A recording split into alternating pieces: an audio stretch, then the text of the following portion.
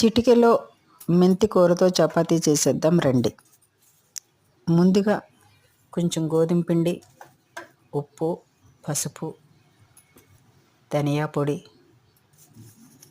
మెంతి కూర,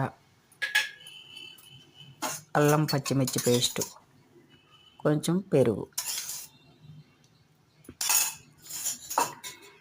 వేసి మిక్స్ చేసి చాలా ఫైన్గా చాలా చక్కగా చపాతీ ముద్ద చేసేయండి.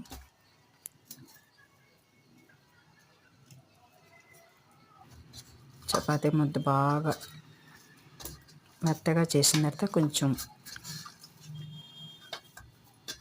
ఆయిల్ వేసి బాగా మళ్ళీ కలిపి కొంచెం సేపు నానబెట్టండి. నానిన తర్వాత చక్కగా చపాతీ చేసి సర్వ్ చేసుకోవడం.